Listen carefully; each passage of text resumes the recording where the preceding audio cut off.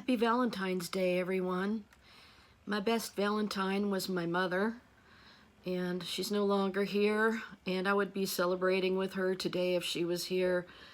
I would have decorated our dining room, and now that I have no house anymore, I can't do that, but I was really grateful for her and really thankful for her and love her with all my heart. So I'm wishing her Happy Valentine's Day, Mom. I love you with all my heart. And I wanted to come to you today to talk about when I was discussing Israel and Palestine becoming members of the Commonwealth of Britain under King Charles III. I wanted to read some more information to you that I found. This was written actually on my birthday in 2013, March 17th. And the Jerusalem Post recorded this story. And even though it's 2013, this is important to know leading up to what's coming in the future.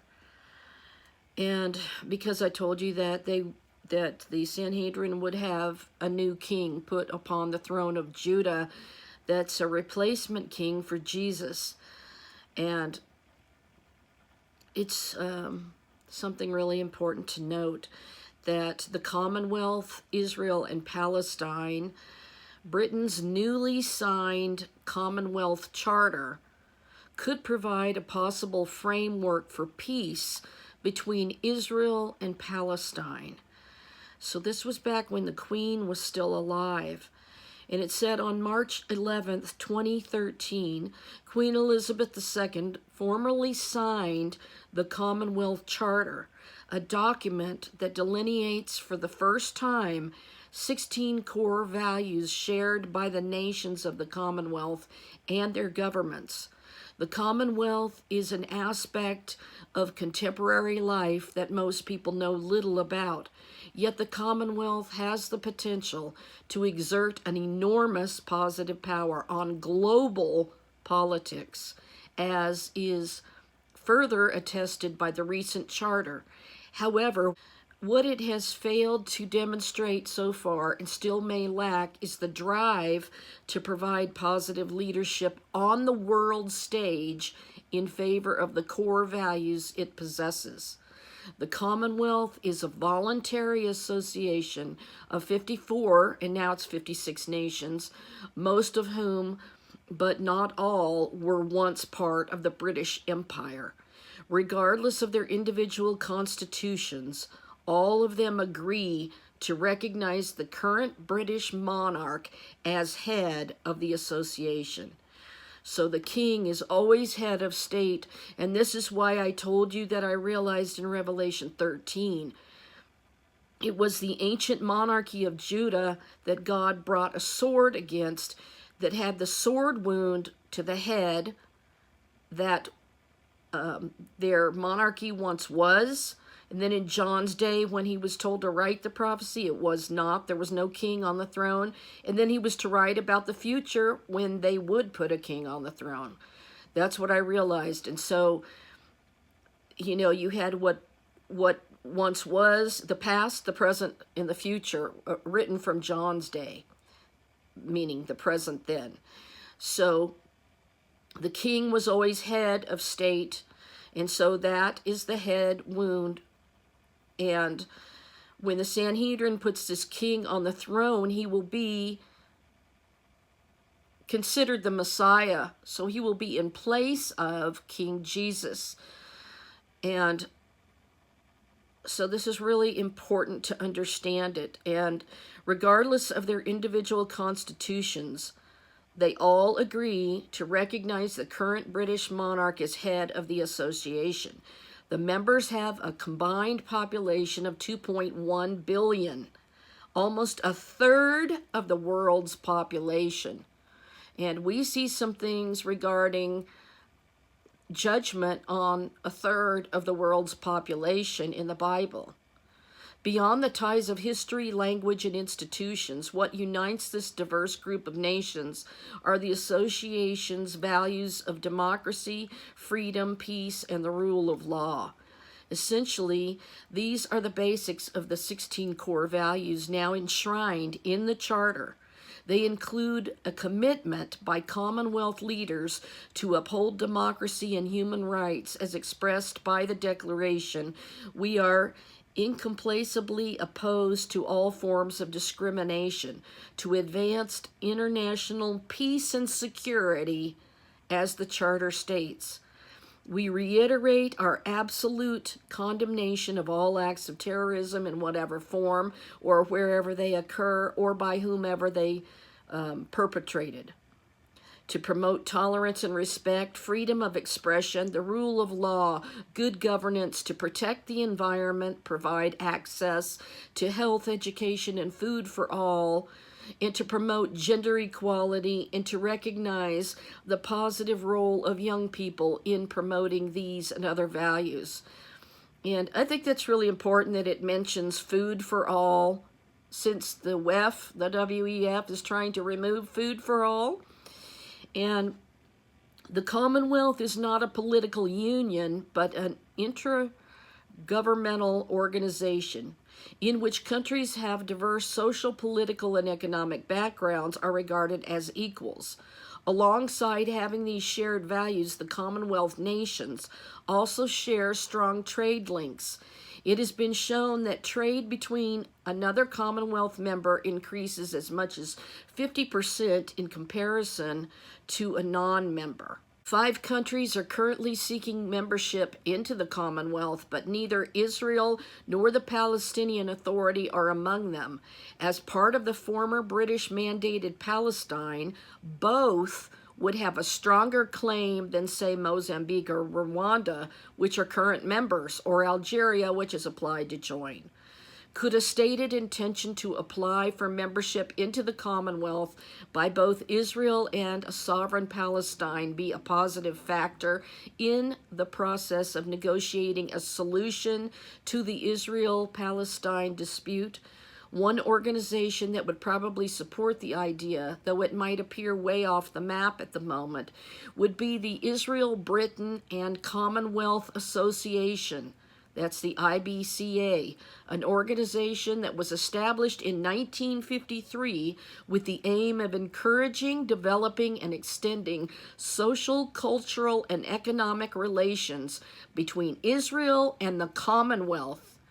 Regular meetings led by prominent politicians, diplomats, and academics, and attended by many members of the diplomatic corps, have fostered a continuing dialogue between representatives of Israel and the nations of the Commonwealth. And indeed, Israel might have come close to applying to the Commonwealth as recently as 2007. The Jewish Journal said, as a former British colony, Israel is being considered for Commonwealth membership. Commonwealth officials said this week that they had set up a special committee to consider membership applications by several Middle Eastern and African nations. Diplomats said that those interested in applying include Israel and the Palestinian Authority, both of which exist on land ruled by a British mandate from 1918 to 1948.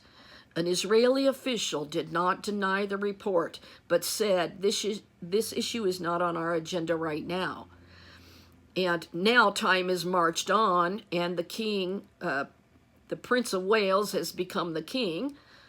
So all of the Jewish rabbis that were high-ranking rabbis attended the coronation ceremony.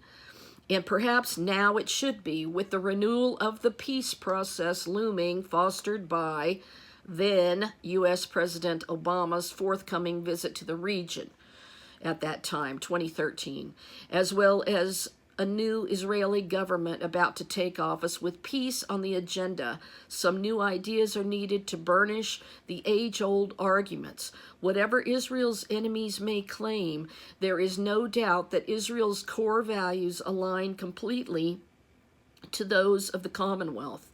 The PA could make a reasonable case for aspiring to most of them as well, but the same couldn't be said of Hamas, the current de facto government of Gaza, which would be present in a sovereign Palestine.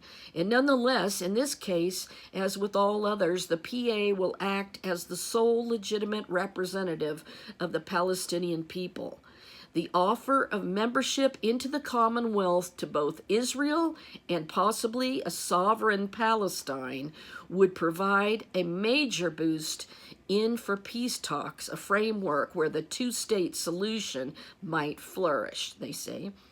It would incorporate acceptance of the peace agreements made by a swath of nations from every continent. It would open new markets and promise flourishing trade relations between them.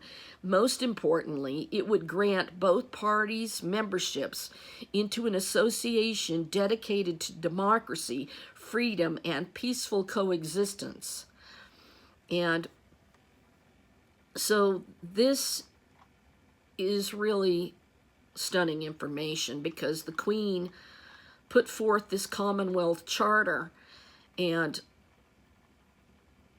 you know, it's an intergovernmental organization. So I wanted to say that, could it be that the way that they will get other countries to join the Commonwealth would be because it would be in opposition of what the, you know, WEF is doing by not allowing the farmers to produce food and all of this stuff. I mean, I don't know.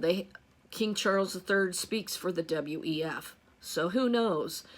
But they want to make this a global connection with all continents, and truly astonishing information. Now, we know that the term Antichrist is translated from the combination of two ancient Greek words. Antichristos, in Greek, it means anointed one, and the word Christ derives from it. Anti means not only anti in the sense of against and opposite of, but also in place of. And I think this is really interesting because it means false messiah. In Christian eschatology, the Antichrist refers to people prophesied by the Bible to oppose Jesus Christ. And who is opposing him but the Jewish Sanhedrin that has revived itself? The Ancient One did back in John's day when he wrote Revelation, and we were told that the Antichrist was already there, and that they were the brood of vipers, and who warned them to flee from the wrath to come. So they're setting up this whole one world government with the one world religion based in Jerusalem with them as the world judges and Supreme Court. And their king that they put upon the throne will be in place of King Jesus. So it says in Christian, I'll just read it again. In Christian eschatology, the Antichrist refers to people prophesied by the Bible to oppose Jesus Christ and substitute themselves in Christ's place before the second coming. So they will substitute themselves in Messiah's place before Jesus returns. The term Antichrist, false Messiah, is found 4 times in the New Testament, solely in the 1st and 2nd epistle of John. The Antichrist is announced as the one who denies the Father and the Son. So, in other words, you know, they deny that Jesus is not only God the Father, but they deny that he's the Son of God. Now, I revealed from my dream that when Queen Elizabeth II passed away, that is when the Lord revealed that the intricate design that I saw in my dream of the king's crown with the 666 intertwined in a real decorative style of script, I knew that that was the mark of the beast. And a beast is a king, according to the prophet Daniel, and the kingdom he rules.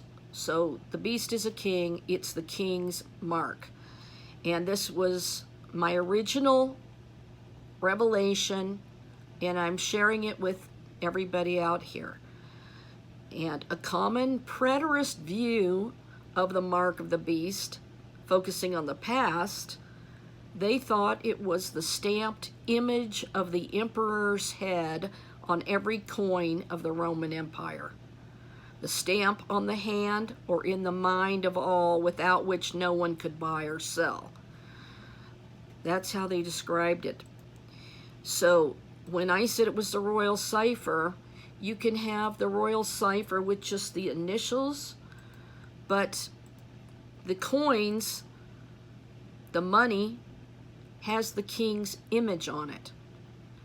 And the cipher is the sovereign's monogram, consisting of the initials of the monarch's name, in this case Charles, and title, Rex, Latin for king, alongside the representation of the crown. So you can have this in print style, which I showed in another video. I mean, I've been revealing this piece by piece all along, and there is one that's intertwined now with Camilla's monogram, and it's more the cursive fancy design. And hers actually does make 3 loops at the bottom, which is interesting. But the very fact that the Queen put this Commonwealth Charter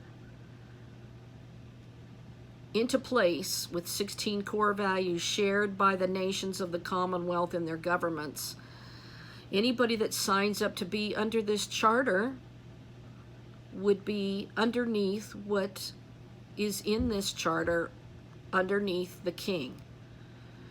And we already know that King Charles III is considered the anointed one because he was anointed at his coronation ceremony with the oil from the Mount of Olives in Jerusalem, from the olive oil taken from the trees there. And so he is considered the anointed one. A lot of these things are just kind of progressive in my videos, so you really kind of have to go back and see. I already talked a long time ago about, you know, the injection that people have talked about, that being part of the mark of the beast. I said, you know, it's likely that it could be, but this makes it all more clear. But think about the fact that if you are underneath the blood covenant with many, and that sacrificial system that starts, then you may be having to take the mark of the king in order to show and prove that you've been purified so that you can do certain things or not do certain things, like buying and selling. And a lot of times they refer to buying and selling when they're dealing with investing in the stock market. And also they talk about the rabbis not allowing you to buy and sell on Shabbat. And so these rules would go into place, and everyone that's under the covenant of the king, they would be forced into these associations, values of democracy, freedom, peace, and the rule of law. And I wanted to share that thing about when it says the members of the Commonwealth have combined population of 2.1 billion, almost a third of the world's population. And if these other countries join, like Israel and Palestine, that would add to making it like a third of the world's population. So the king's royal cipher with his image could be part of the mark of the beast. And a beast is a king, so it's the king's mark. And we know that it's stamped on everything that the king has control over. His documents, his postage, everything. It's on the little mail drops and everything. So it's on all kinds of merchandise, and so it would be placed on the people that are under the king. So you can join the Commonwealth as a voluntary association of these 56 nations. And not all were once part of the British Empire, but obviously Britain set up the whole system in Israel and helped them to become a nation. Without Britain doing that, they would not have become a nation. And this is why the king is very critical to them in the last days. And I think this is fascinating because when it says the members have a combined population, this is of the Commonwealth, of 2.1 billion, almost a third of the world's population. Isn't it interesting that when we see these trumpet judgments in Revelation 8:7, it says, the first angel sounded his trumpet, and there came hail and fire mixed with blood, and it was hurled down on the earth. A third of the earth was burned up, and a third of the trees were burned up, and all the green grass was burned up. Then we see the second trumpet. The seas are struck. The second angel sounded, and something like a great mountain burning with fire was thrown into the sea, and a third of the sea became blood, and a third of the living creatures in the sea died, and a third of the ships were destroyed. The third trumpet, when the waters are struck, the third angel sounded, and a great star fell from heaven, burning like a torch, and it fell on a third of the rivers and on the springs of water. The name of the star is Wormwood. A third of the waters became wormwood, and many men died from the water because it was made bitter. Then the fourth angel sounded, and a third of the sun was struck, a third of the moon, and a third of the stars, so that a third of them were darkened, and a third of the day did not shine, and likewise the night. And I looked, and I heard an angel flying through the midst of heaven, saying with a loud voice, Woe, woe, woe to the inhabitants of the earth, because of the remaining blasts of the trumpet of the three angels who are about to sound.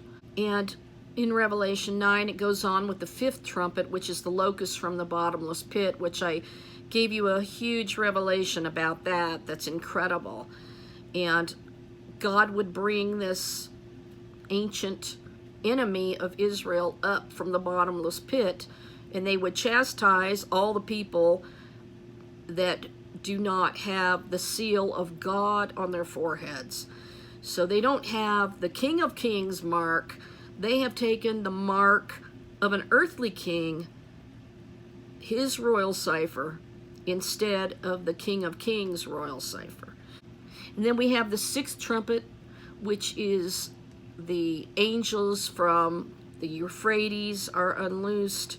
And I do believe that this is also the ancient enemy of Babylon coming up, because Nebuchadnezzar and Pharaoh both had to experience the wrath of God before they acknowledged God as king. Nebuchadnezzar went through a 7-year time to, eat grass like a beast because he was a king. And then that was like a tribulation, showing that at the end of it, he finally did acknowledge the one true God. And then we have, after that, we see Revelation 10, the mighty angel with the little book.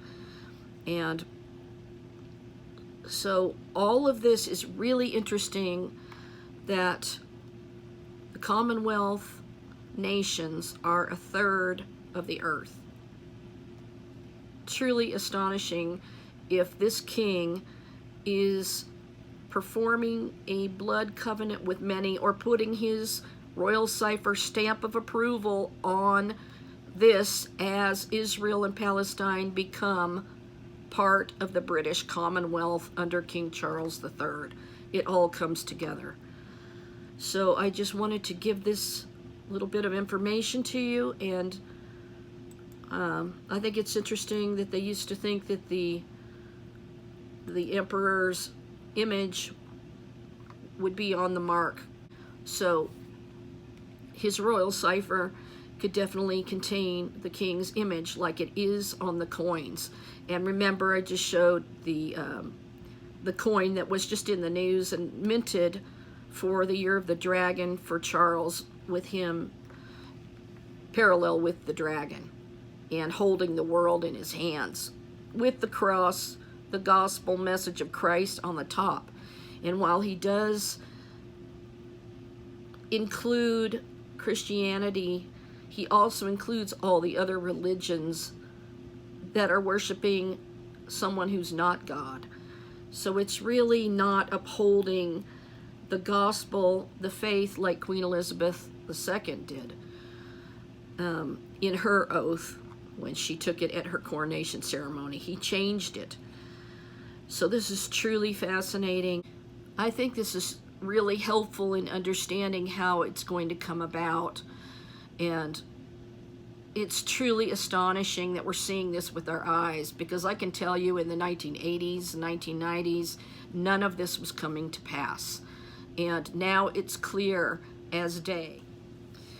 So I pray that you remember the love that Jesus had for the whole world, to die for our sins, and to make a blood covenant with many so that we might return into a Garden of Eden-like state with no temple, but just with God dwelling in the garden with us. Because we are spiritually the temple of God. In other words, we will dwell with God, and there will be no need of a physical temple, because we are dwelling in the presence of God again. He is the chief cornerstone of the spiritual temple, and we're part of it. And we build upon each stone, each generation. I think all of this shows exactly how this is going to happen, and clarifying that it is King Charles III. It's not his son. It's not anybody else. It's the one who fits the profile. So this is going to be the peace and security solution for Israel and Palestine to come under the Commonwealth, and King Charles to be their anointed king. And that will be who they consider to be the Messiah, because he will bring sort of this false peace that they think will be peaceful, but then the sacrificial system will be ended halfway through the 7-year time of Jacob's trouble. Until then, we're waiting and watching for King Jesus to come and take those who have accepted his righteous blood covenant with many to save us from our sins. So I'll see you in the next video. Thank you for your support, and I really appreciate it and need the support on this channel. It's paypal.me/KKROCOCO, and if you want to send a donation by mail to support this channel, it's Kimberly K. Ballard, B-A-L-L-A-R-D, P.O. Box 246, Niwot is N-I-W-O-T, Colorado is C-O 80544. And if you want to read an incredible testimony about King Jesus for the last days, it's available at olivepresspublisher.com, and Harvard University Library acquired it as being in perpetuity to their library through a Judaica endowment, and it's called The Almond Tree, Aaron's Rod, the Messiah, King of Israel. Revelations about King Jesus that have never been known or seen before, and it's for the last days. Okay, guys, well, God bless you, and shalom for now. I'll see you later.